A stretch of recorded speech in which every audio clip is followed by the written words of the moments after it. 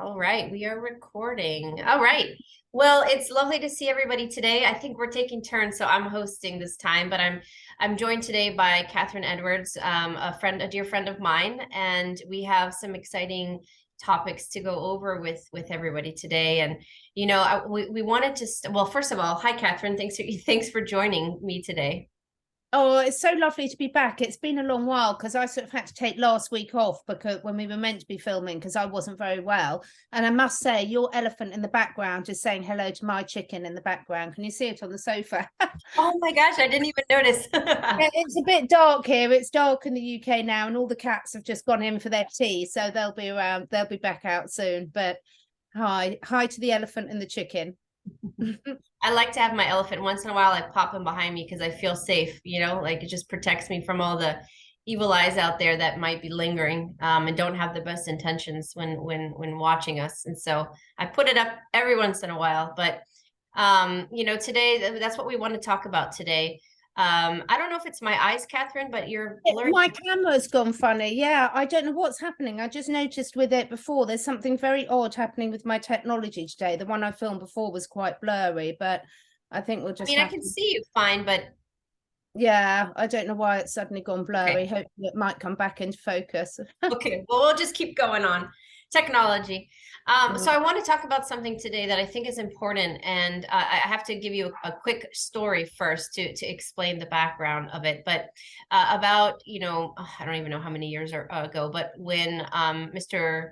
I'll just say, because we don't want to trigger any algorithms, when he came into office a while back, I saw a lot of chaos around the world and a lot of anger and a lot of uproar. And one of the things that I was seeking to kind of figure out, I asked my spirit guides, what's going on with the collective right now? Like, what is this all about? Because we know when the mainstream media is grilling and continuously talking negatively about somebody, there's usually a reason why. They don't want us to see something else. And so I wanted to see what's the reason for this. And the only thing that I got from the universal message was love trumps hate. And at the time I said, well, I don't understand what that means, but I kept on living my life and I figured, okay, well, that's all I'm going to get for right now. So I wrote it down and I just, kept working and being a mother and going about my business. And it hit me about 9 months later, almost a year later, I figured out what it meant.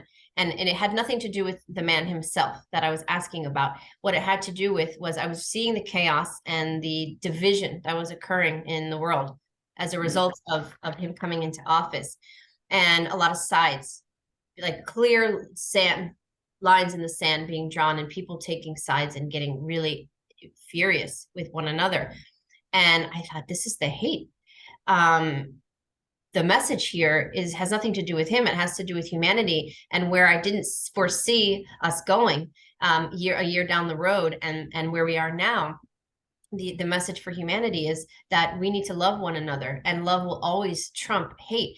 And it has nothing to do with the individual person or people or the groups of people that are driving this negativity. It has to do with the reaction that each individual person, such as myself and such as Catherine and everybody else in the world, has and how they navigate through this challenging time period that we're in as a collective, I think that that's a really important topic right now, especially going into Thanksgiving, because we want to talk about gratitude, which we'll get into. But I think this is a really important message that I was given, that's so simple, but it's so relevant at this time. We need to learn how to love and see through the sea of negativity. How do you find gratitude in that? How do you find the love when your intimate families are separating and spreading apart because one has taken another side than the other, and friendships are being destroyed, work environments are being destroyed, neighborhoods are being divided by who has what sign in the yard. And I think that this is really relevant to where we are in humanity, where we're trying to figure out how to move forward. How do we find the positive in all of this? How do we find the love in all of this? So what do you think, Catherine? I think it's a really good thing. I do apologize to everyone about my camera. I've no idea why it's suddenly gone, but never mind. I probably look better blurry. Interestingly, I have just before filming with you, come off filming with an amazing yoga guru. It's the second in a series called Guru Dev, and we were talking about the yoga of relationships. And I think it all comes down to this for me, in terms of, we talk about love trumps hate, which it does, and only the light can create. But at the end of the day, the fundamental problem is always the fact that we don't love ourselves enough. We don't respect ourselves enough.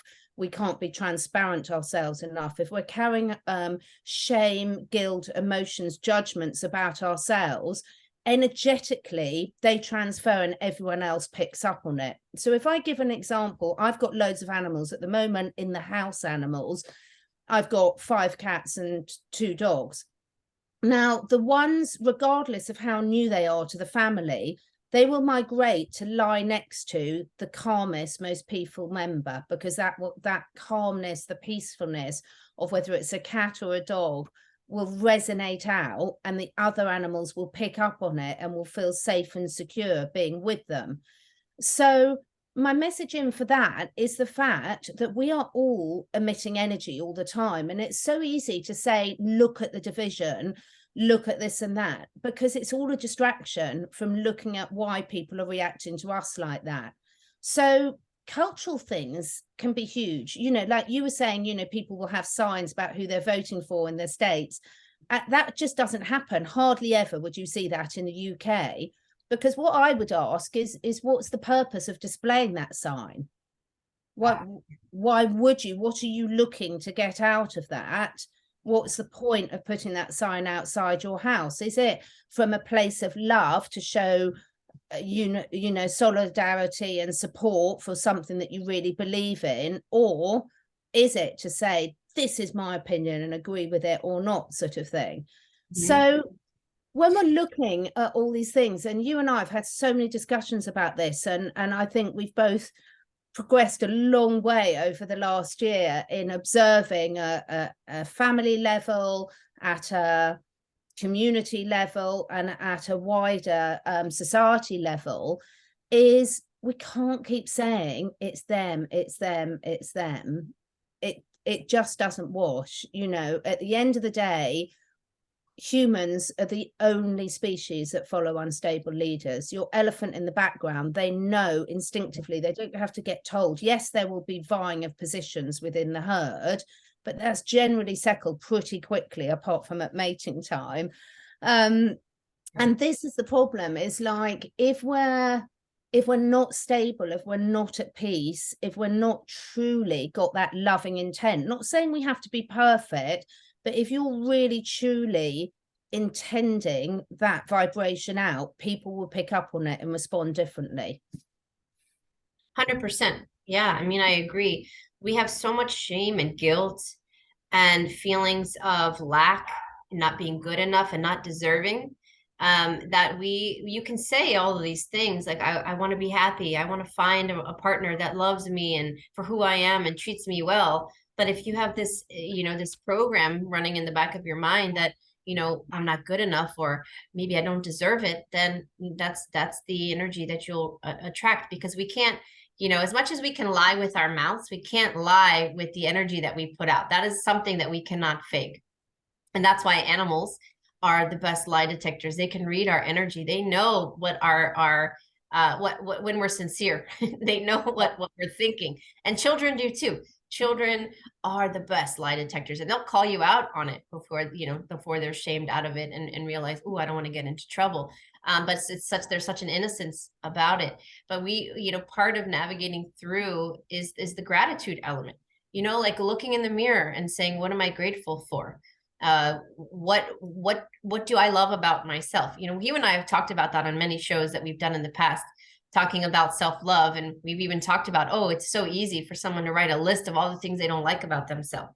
Mm. But when you're asked to write something you love about yourself, people have to think about it. People who are very egotistical and self-centric, they can come up with a list, but it's generally things that aren't important. oh, I look good in this outfit, I have all this money, and look at me. But we're talking about what's inside of you. That's actually more important and more relevant. And that's what people are in search of right now, is figuring out what those things are. And it's not a fun endeavor. When you're trying to unravel the layers of yourself to find who you truly are, because many of us are built upon programming and what we're taught and what we are told we need to be from our parents that tell us, don't do that, Sherri, you're never going to make enough money if you do that. Oh, don't do that, boys won't like it, don't do that. And then the teacher's telling you, oh, you're never going to do that career, you're going to change your mind 15 times, why bother choosing now? I'm listing things that have actually been said to me. And so we start to doubt ourselves, and that internal compass that teaches us right from wrong, or tells us right from wrong, which is the true energy of our soul, our spirit, that's giving us the information. It gets it's off balance, and then we lose ourselves, and then we're adults walking around the world, regardless if you're in your 20s, 30s, 50s, 90s, trying to find out who we are. And that's where we are as a collective right now. People are raw and vulnerable because they're realizing most of what they've learned their whole life is a lie. Now they're trying to find themselves and see and figure out who they are amongst the sea of negativity and the fighting. I mean, it's not a pretty picture to be in right now. And that made me, I saw a really beautiful meme, I guess you call it, circulating on social media the other day. And it really, I almost cried when I read it, because it was so true to me. And I posted it on my Instagram page. And I wanted to read it for everybody, because I feel like a lot of us are in this boat right now, and a lot of star seeds and just a lot of people watching this, not even to use labels. I think a lot of people in general are feeling unsure of who they are, and feeling very introverted, like they feel like they're reserved, or they have reclused a little bit from their friends and family in the world, especially because of the last few years and what's been going on. And I'll just read it really quickly and tell me what you think, Catherine. It says, I thought I was introverted because I really like being alone. Turns out I like peace. I'm actually quite extroverted around people who bring me peace. It's very simple, but to me, it meant a lot, because I've been saying my whole life I'm very introverted. Now, why am I introverted? I have a story behind it, just like everyone else. I'm introverted because I was hurt a lot by people, and shamed and bullied, and people were mean and not very nice to me. So over time, I think I went from a beautiful extroverted little girl who thought the world was full of rainbows and butterflies and unicorns, and I could do anything. And little bit by little bit, I shut myself down out of fear, worry, guilt, shame, whatever is relevant for that particular experience. And then I became more closed off, and I became more introverted. So most of my adulthood, I've been quite introverted. I don't have a lot of friends. People see me on these videos and say, oh, I wish I could do that. Like, I don't enjoy it. I love the conversation between you and me and many others, but I don't like being a public figure. I don't like people, commenting and saying not nice things, that there are very few, but they're there.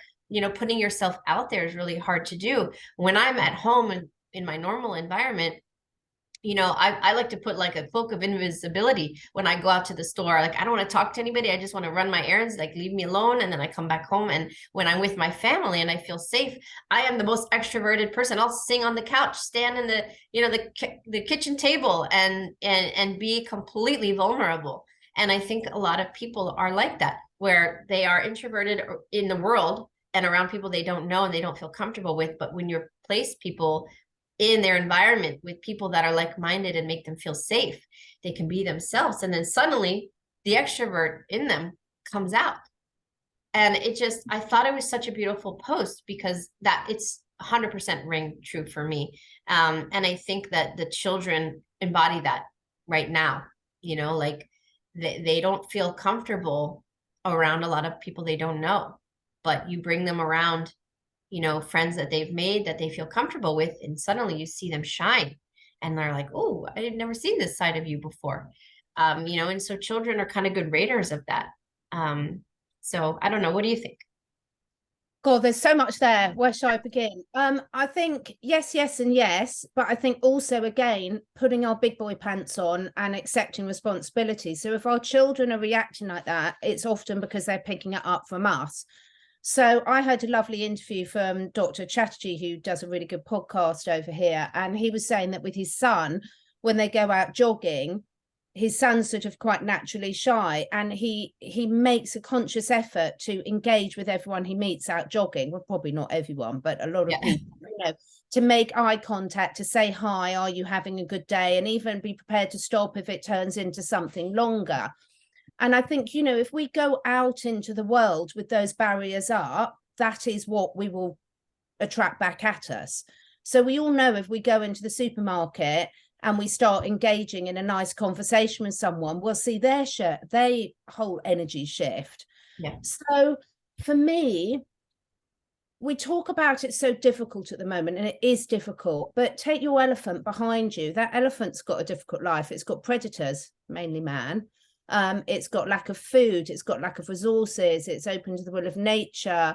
They're on their own, that herd, they've literally have to, their resources that they've got in their environment and with the herd, if one of them gets injured, they can't go along to a hospital and get fixed. So I think for me, the whole language of we're out of humans is completely off.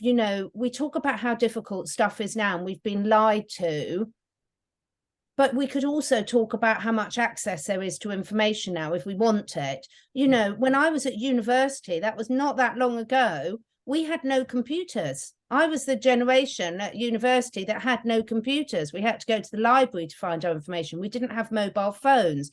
So I think a lot of this, I suppose it does trigger me quite a lot. This poor me, we've got it so tough, we've all been lied to. Because look back through history of what we're told for history, but there's not really a period until we go back to perhaps Lemuria and what we might know about that people have had it easy. Look at all the stories from the Bible, look at the persecution, look at the Middle Ages, look at this.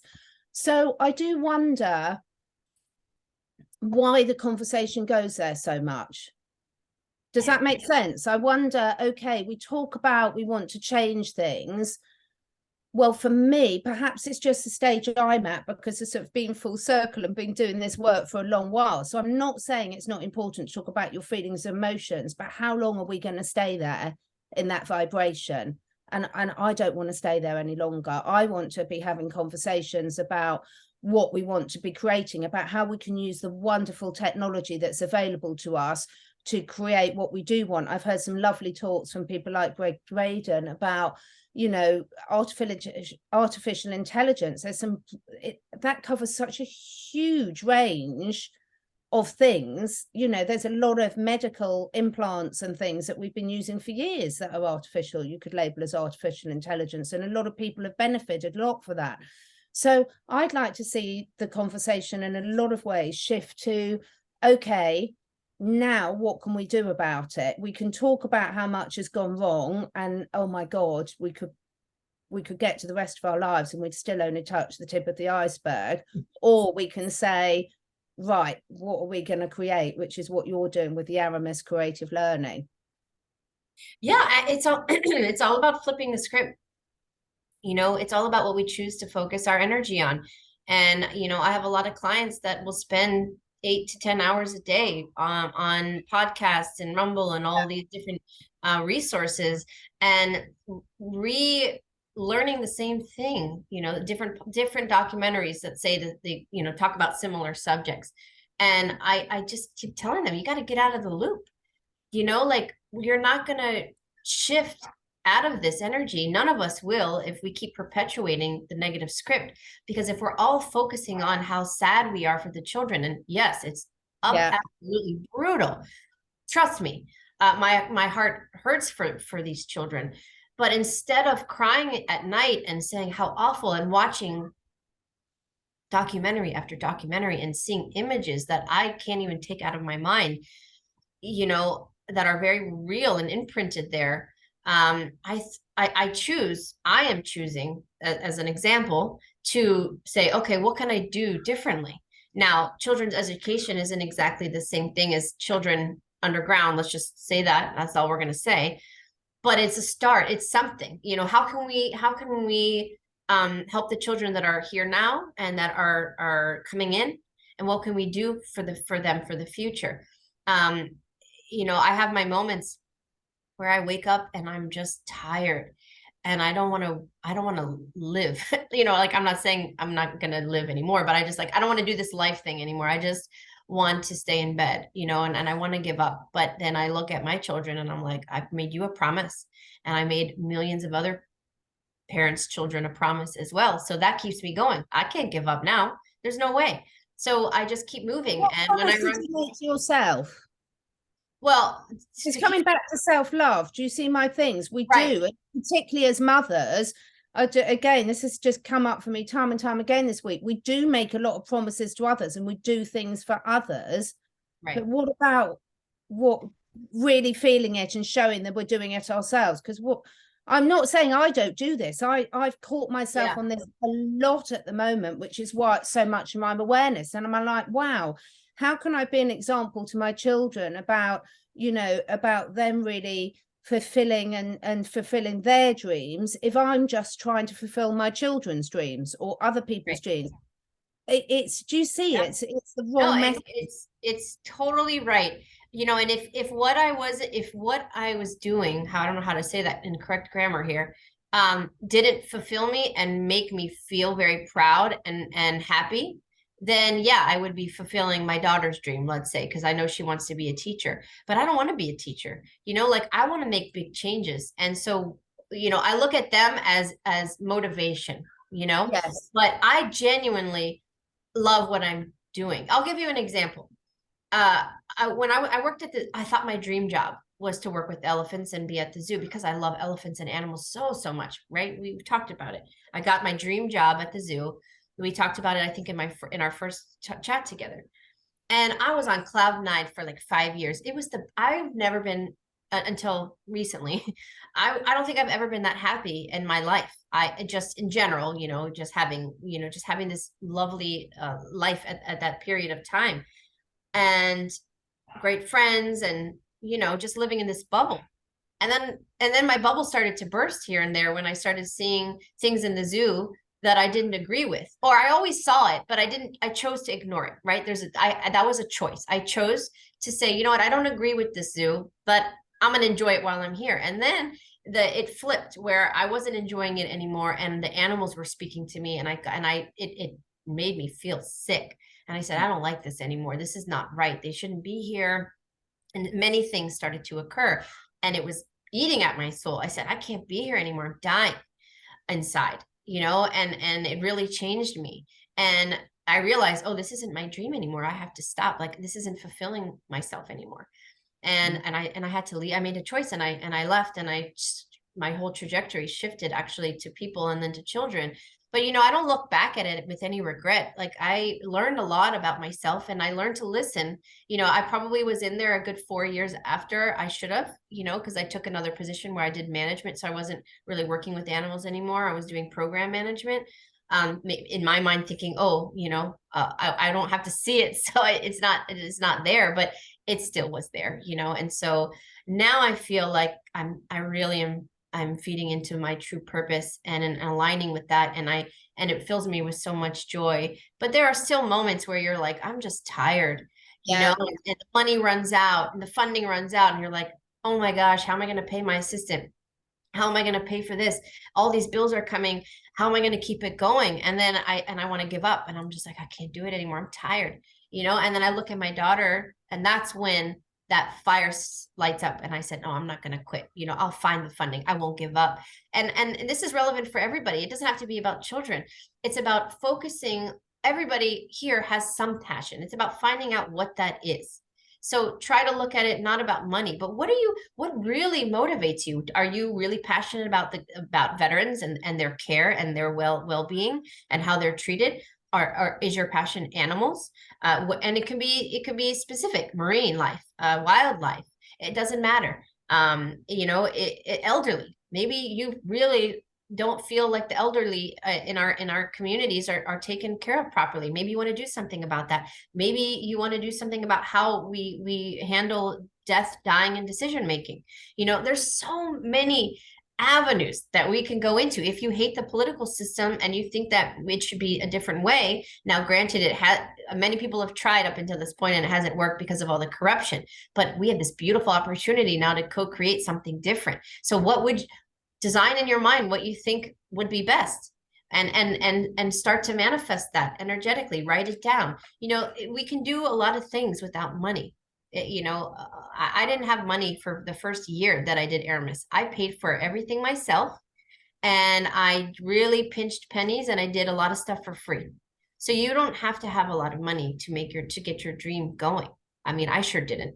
And I didn't have a lot of help either. Your point is very important. We have to fill ourselves first, fill our cup first before draining it for everyone else, and then we have nothing left. Yeah, and it's such a tricky one, isn't it? Because it's taken me, and don't get me wrong, I'm not there yet at all, but it's taken me a long while to grasp this subject, because my natural personality is a carer for, and my passion is caring for animals or family members or elderly, things like this. That gives me so much pleasure and gives me a real purpose. But what I kept doing is I kept literally wearing myself out so much that my body would collapse. And then I'm thinking, well, then in a crisis, I'm no good to anyone if I keep getting to that stage. So it's fine to go through these learning lessons, and we're all going to go through a hell of a lot more, I think, moving forward as well. But I think all of these conversations are so important for me, because a lot of people watching this haven't got people in their immediate friendship group or family that they can have these conversations with. So by you and I having these conversations and just sharing our thoughts without any particular answers necessarily out loud, I'm sure other people are going through the same sort of process of evolving. And 2 years ago, I was listening to so much information, because I had this whole vacuum of knowledge that was missing, because I'd been so specialist down certain areas of natural health, and I knew about all the corruption in the healthcare and the suppressing the natural remedies and all the healing modalities that have been there forever and a day that they didn't want any of us to know about. But all the other areas I didn't have a clue about. So I was playing fast catch up. So I think for each and every person watching, being okay where you're at, but you've got to be self-honest, haven't you? You've got to be really good at self-assessing yourself, saying, okay, now I know that. Like, I don't need anyone else to send me any more data about what's wrong with this, because in my heart of hearts, I 100% know I've seen enough to satisfy. However, sometimes I love it when listeners send me stuff where it's explained particularly well, because I'm thinking, well, that could be useful for this family member or for that family member. Because let's face it, they're not going to want to hear it from us. Obviously, often the last place people want to hear things from is those closest to them. Right. It's too much. It's too much for them. It's too much for them to actually sit there and sort of, sorry is the hardest word in the human language, I think. I mean, why is that? Let's talk about why is it so hard for people to say sorry. There's so much coming out in so many different areas at the moment. I don't know anyone that's had an apology that's sort of said, oh, sorry, I didn't let you spend last Christmas with me. Looks like that might not have been a wise decision. Yeah. Seriously. Yeah. This is a really good topic, because people, it all goes down to ego. We have this pendulum that swings, and it's our shadow side. That's where the ego lives. And, we have to have a healthy relationship with the ego, because we need an ego. It's what drives us. It motivates us. It's there for survival. It's there for decision making, for quick decision making. But we have to have a balance, because we need the creative side to come in, the intuition to feed that and have a nice balance of the two of them together. So they're both important, but we have such an egocentric world that we live in. Everything is ego driven. Everything is competition, and who has more money than the other, and who it's always pinning people up against each other. And it's a shame, because people get into this position where they can't admit that they're wrong. And Yeah. it really splits people apart. I mean, I am a self-titled the most stubborn person. You know, like I know that about myself.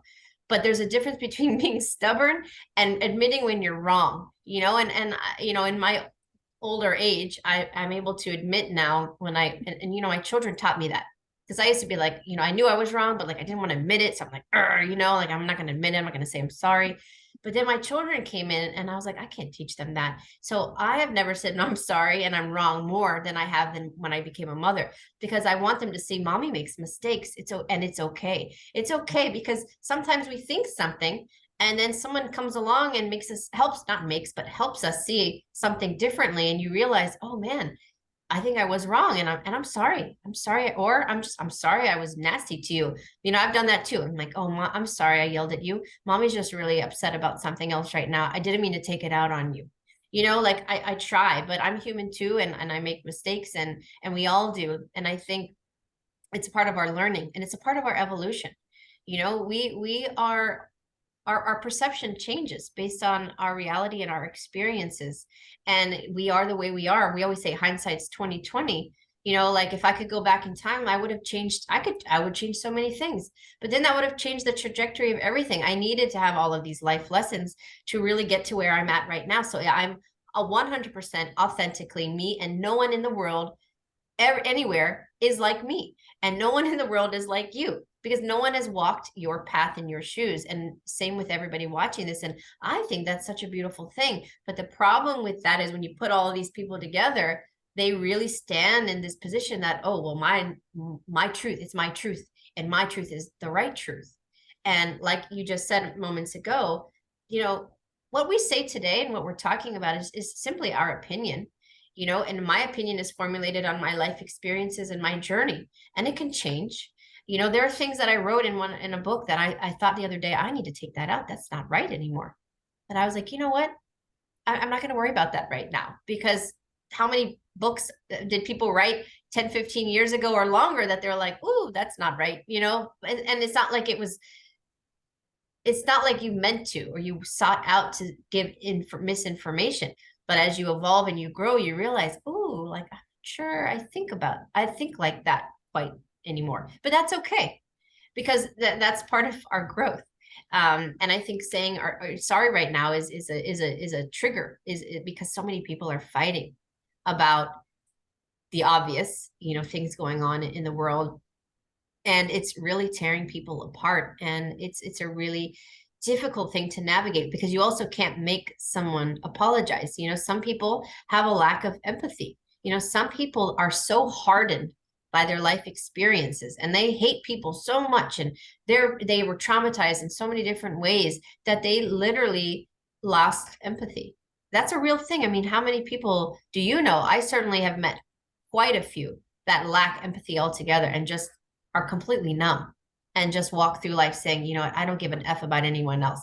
You know, I've had those clients, and it's really difficult to help them backtrack out of that, and find themselves again, find the love, which is again the love. You know, love trumps hate. It's all about what we think, and what we attract can really change our reality. Yeah, I mean, we'd be pretty odd if we didn't change our opinions. I mean, you know, anyone who's a teenage girl, you wouldn't expect at my age to have the same opinions as a teenage girl. It'd just be, we go through different stages of our lives, and we learn at the pace that's right for us, or not, as the case may be. Because equally, you know, there are a lot of opportunities that are available to us, and we'll be drawn to different things at different times. But we've all got different life pressures. You know, if you're young parents looking after, you know, 2 or 3 young children, you haven't got a lot of time on your hands, so you're going to have very different priorities to someone, say, when their children have left home, or if you haven't got children. So I think embracing the fact that we are all meant to be completely different, as you said, you know, we're not all meant to have the same information. The biggest thing that's pissed me off over the last year, excuse my language, but it's people saying, hello, come on, the information's out there. Well, it's the information's out there because you happen to be in a situation where you've got time in your life to go and do this. Don't project your situation on other people. Other people might have different priorities. They might have a dying relative. They might be about to lose their job. They might have a flood in their house. I mean, look at how many people have been affected by that over the different countries over the last few years. There's so many different things, as you say, we don't know. And I think I don't understand. I suppose it comes back to me. My big realization is that every time we want to have nice, interesting conversations with people, but if it's really getting down to the nitty gritty, really, who cares what your politician's doing? What are you doing for your community? What are you doing for your family? What are you doing for yourself, for your inner work, so that you're a nicer person to come be around, so that people do feel safe in your presence? They do feel that they can express an opinion that's different to yours, and that you actually will be genuinely interested, not reacting. You know, you get two dogs that meet out in the common and they can read each other's energy from so far away, not right close. And that's what people are doing to us. They're reading our energy. And most of us are a lot better at this than we think we are, which is why we respond to different people in different ways. And it's not always our fault. You know, sometimes someone might be dealing with a lot, so how they react to us might be their baggage that they're holding on to. But it is really quite important to say, did I open up in a loving way to that person, which meant that they did feel safe to express an opinion that they might know is very different to mine. Absolutely. And you know what, that brings up a good topic that I wanted to talk about today, actually. That just reminded me, I'd like to talk a little bit about bullies. You know, when we think about, this is important right now, because when we think about bullies in general, you know, majority of people think, oh, when you're in, you know, grade school and you're bullied by another young person. But, you know, we have a lot of bullies in that are adults, that are on TV, that are on podcasts and on YouTube and in your community and at the schools and in your neighborhoods and in your families. And I think it's really important that part of what we're saying today is self-love and self-care is empowerment. You know, standing in your power. That is a big theme right now for humanity, is getting, and when I work with clients, it's like, okay, how can we help you get your power back? You know, you've lost that power. You stand in the mirror and say, I am beautiful, I am strong, and you know, all the affirmations and all the different things that you can do. But bullies take your power. You know, bullies only have power because you give it to them. And how many movies do they depict that, where you stand up for yourself and the bully's like, ooh, you know, but the thing about it is there are bullies in our life, and sometimes we give them passes, and we allow them to act a certain way because, oh, it's my sibling, oh, it's my spouse, oh, it's my parent, oh, it's my whatever, you know. And you can't have a bully in your family and in friendships. And we need to start looking at our relationships and seeing if there's a balance, or are you being taken advantage of, or are you being bullied by somebody who is making you think a certain way, or not allowing you to do what you want to do. You know, it's about standing in your power, because bullies don't stop at age 9. You know, generally bullies stay bullies their whole life, or life hardens them up and they become bullies later because they were bullied as a child, and they suddenly are like, oh, I don't, you know, they completely reverse, and then they become bullies themselves out of self-preservation and survival and protection. And I'm my biggest pet peeve, I think, in life in general, are bullies. I don't stand for it. I have a zero tolerance policy. And I think that's because I was bullied so much as a child, because I moved around a lot. I was a skinny little, you know, little kid, looked weird, and I was weird and different. And they like to take advantage of that. And, you know, the sad thing about bullies is that they generally are sad themselves and angry because they are being abused at home, or they are being neglected. They're not getting love. And, you know, I always felt bad for the bullies. It's not like I didn't hate them. I always thought, you know, what's happening to that poor child at home, you know, to make them so mean, you know. And I realized that not everybody had the love, you know, like not every child gets that love from their mom and dad. you know, the hugs and the kisses and the I love yous. You know, a lot of them don't get that. A lot of parents are cold. They don't have time. Maybe they didn't want to have children. And that's the sad thing about the world, is we never know what someone's journey has been to make them the way they are. And that's why I have a chapter in my book called Forgiveness, how it's so important about thinking about things from a different perspective, and perhaps forgiving somebody for not the action that they did. Take that away and forgive their soul for what they did to you on a level that they may not understand, but on a soul level, they, you know, we would never act a certain way when we are in pure light and not in a 3D environment with all of this manipulation and electromagnetic waves and all of the pesticides and everything that's suppressing us. You know, we get agitated and we act out and we do things we wouldn't normally do. And so I try to coach people to forgive somebody at a soul level. You know, forgive them. We have no idea what they're going through. Now, there's an element of darkness where we get to where we don't forgive. We cut the cords and we move on. So there's definitely layers to this. And I'm not saying forgive people that you see that are doing things that you don't even know. No, I'm talking about forgive your mother for what she did, or forgive your ex-boyfriend for what he did 15 years ago. Forgive your best friend for what she did or he did. You know, like those intimate in relationships that what people don't realize is you're so angry at them all these years later that you can't let go. All you're doing is keeping yourself tethered to that person energetically, and you're not growing, you're not moving forward because you are keeping yourself connected to them, and you have no idea that that's actually occurring. We have these energetic cords that can be positive and negative. And the negative ones are very made up, Sherri, as well, because, you know, a lot of our memories are not true. I mean, there's so many scientific studies that have shown this, that, you know, a lot of what we remember, it's a bit like the Chinese whispers. They can get exaggerated, they can get this, and obviously the opposite can happen as well. They can be so traumatic, you can completely suppress them.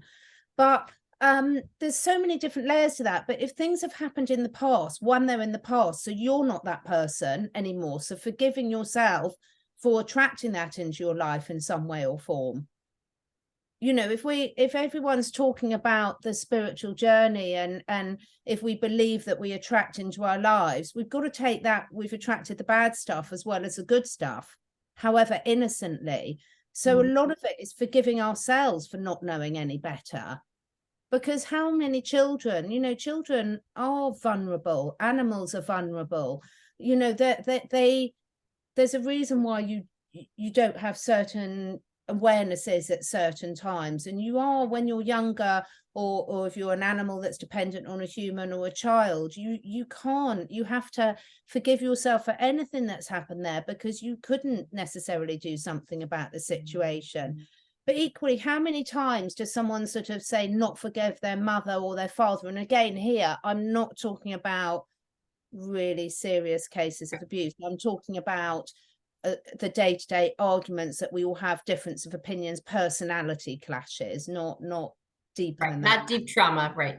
Yeah, deep trauma is something that I'm not qualified at all to talk about in any shape or form. Yeah. We've all been through it, but I wouldn't pretend to give anyone any advice on that at all. But, you know, with those personality clashes and things like this, the whole point is we're holding on to things and we're no longer that person, but the person we're blaming is no longer that person as well. So if we can, and I'm not saying this is easy, but if we can sort of try and take that golden rule of just being in the present moment and judging someone for, judging is the wrong word, but interacting with them for where they are right here, right now, imagine how different that would be. Imagine, because, you know, name me one person that gets to adulthood without having something that they feel shame about, without something that they'd rather they didn't have reacted in that way.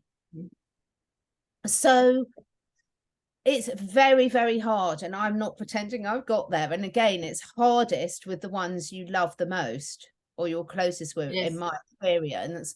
However, you know, I've got situations that where I can think of with interactions with friendship groups I've got now, and you're thinking, but you're talking about something that had 30 years ago when we were both very different people. Your memory of what happened, my memory, the other person's memory, we've all got different stories that have been built up in our heads. Why is that even relevant now? It's a shame, isn't it, how much time we humans spend in the past. Doesn't mean we can't learn lessons and adapt our behavior from it, but if we keep going back there, it's just torture for everyone involved, and to me serves absolutely no purpose whatsoever. I really love this conversation, Catherine, because I feel exactly the same way. I mean, people want to just, what's that, which is a terrible saying, with beat a dead horse or something like that. Like, Yes, exactly. yeah, it's like, come on. Like, I know someone in my life that it's like, every time I try to move forward, you know, they're constantly bringing up the past. And I'm just like, can you get over it already? Like, I don't see the point at this point in, at least in my spiritual journey, let's just call it, to rehash and sit down and talk about all the things that I did to hurt that person in the past, or I did that made them feel this way or that way. And then we got to go through each one. And my goodness, like, I'm not interested. I don't see the point. And because again, it's like, we can't change. I can't change what I did to offend you back then. Yeah. So no matter what I say now, what is it really going to change? What does it matter? It's, can we just move forward? Can we meet somewhere in the middle? Can we recognize that we're different people now? And how can we move forward? And I think that is really important, what you just said, because so many people are stuck in the past. And it's like, again, they're in that loop again that I always talk about. Get out of the loop, break free from it. It really is our choice. We can choose.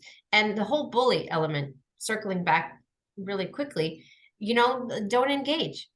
I could easily get sucked in. You could easily get sucked in to the drama and those bullies. But I literally take their power away with one swoosh of, I'm not going to engage with you. I'm not going to even respond. I don't respond. I don't engage with the bullies. And the bullies know who they are, you know, and somebody that's a supposed spiritual guru who's saying negative things about other people, I'm sorry, that's an oxymoron. That's complete clash. You know, completely. And you know, God, I think we should all just have a mass powwow of just, you know, saying sorry, move on, and then deciding whether you're right for each other in their lives now. That's why I love my friendship with you, because I just love the fact that we can just be really, really honest with each other. And, you know, we don't feel the need to agree with each other. I mean, I learned something from every single conversation we have. And, you know, I can also recognize how I respond differently. Like this week, I've had a week of feeling really, really ill, really, really ill. I've had a week of not sleeping, being really, really ill.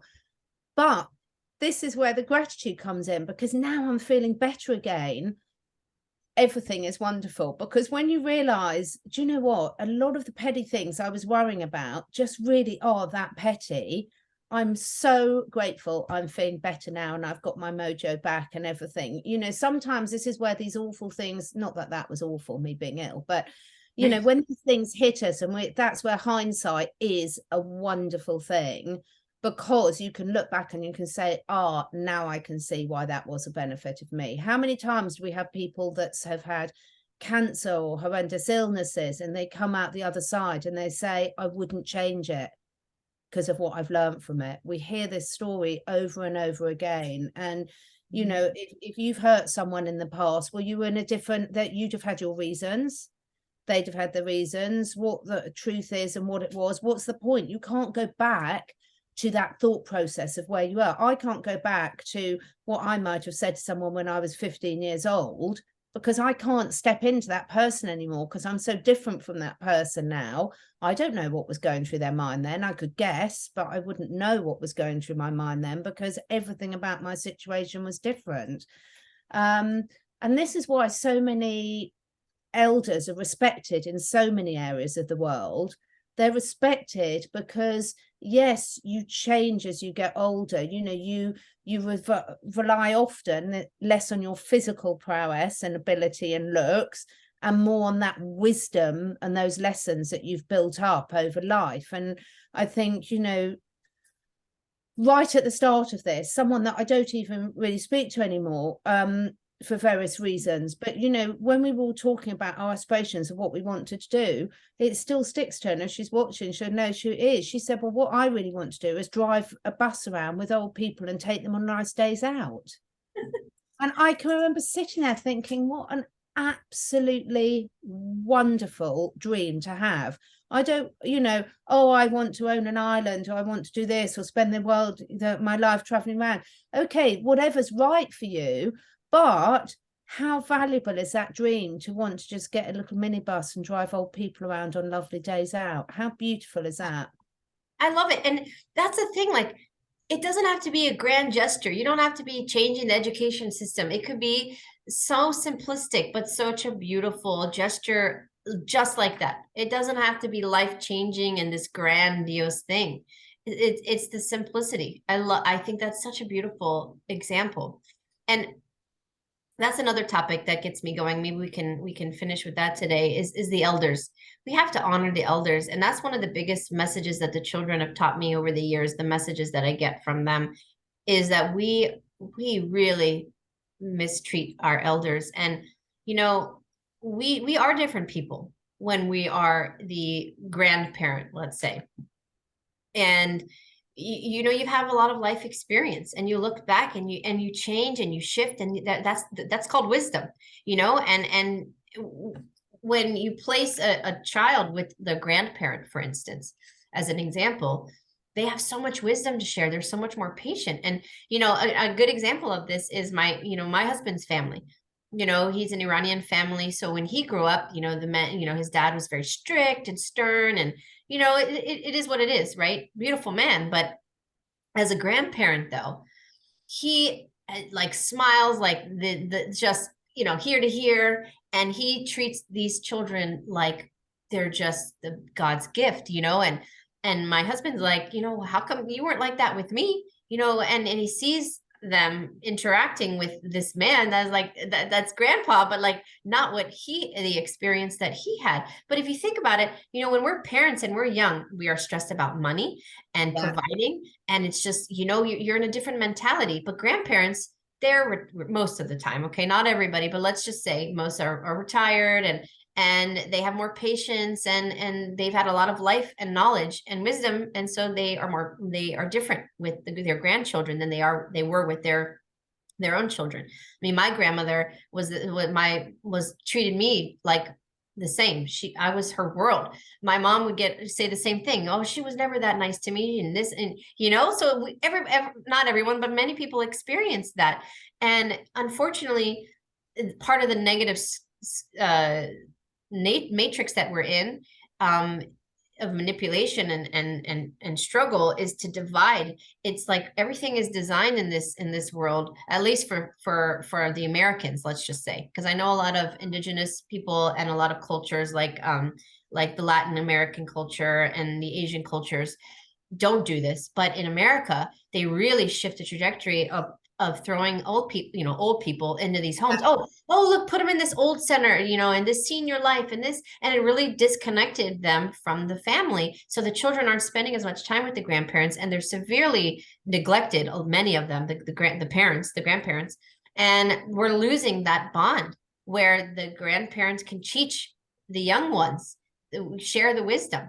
And it's a huge injustice. And I think that that's part of the plan. It has been part of the plan, so that we don't carry on that knowledge to the next generation, because they're split them up.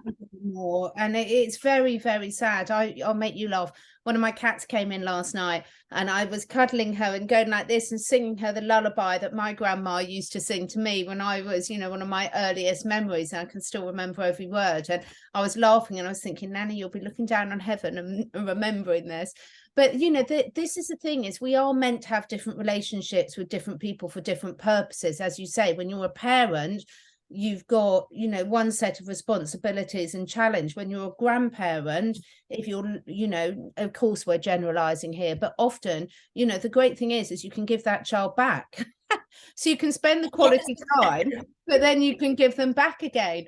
And you know, so it's a completely different relationship. And this is the beauty of, we've all got all these different relationships in our lives. And, you know, I look at perhaps I've just aged a lot over the last year, because, you know, I'm looking at things so much more objectively now, with so much less reaction, and just appreciating that we have to all have our different roles. You've got to have those. There's a lot of dodgy leaders out there, but there's also are some good ones in there, I'm sure of it. And, you know, who would put themselves in that position to have that thankless task? You have to be a certain personality type to cope with that, because, as you say, you and I know what it's like when people leave nasty comments under your videos, and that's nothing in compared to what they sort of do. So I think now is the time for creating, guys, creating, how can we move forward? It's Thanksgiving for you guys in America. I'm going to hopefully go and see my friend who's got, instead of eating a turkey, I'm going to go and play with all her rescue turkeys. Good. She's amazing. She's got all these rescue turkeys and chickens and everything. It's just beautiful to see. They're so intelligent and so friendly. But, you know, it is a time for reflection, isn't it? And how can we sit there and really approach every interaction with that different level of humanity, with that different level of openness, to really be willing to give that person a fresh start? Because isn't that what we'd want them to do for us? Absolutely. You know, treat others how you want to be treated. It's so simple, but, you know, right now it's what can you learn from your situation and your experience, both traumas and the good ones, and how does it change you as a person, you know? And looking at things from an objective standpoint is life changing. I feel exactly the same way you have. I rarely have a negative reaction anymore. I'm like, you see through the BS so much easier when you look at things from a different perspective.